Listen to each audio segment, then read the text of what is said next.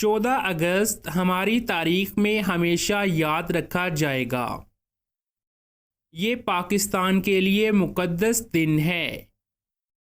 ہم 14 اگست 1947 کو آزاد قوم بنے۔ پاکستان 27 رمضان المبارک کو معرض وجود میں آیا۔ اللہ تعالیٰ نے برصغیر کے مسلمانوں کو آزادی سے نوازا۔ وہ برسوں انگریزوں کی غلامی میں رہے۔ پاکستان بنانے کے لیے بہت سے لیڈروں نے محنت کی۔ پاکستان ایک اسلامی ریاست ہے۔ ہمیں اپنے ملک کو دشمنوں سے بچانا ہے۔ 14 اگست کو ہر طرف چراغاں کیا جاتا ہے اور جھنڈے لہرائے جاتے ہیں۔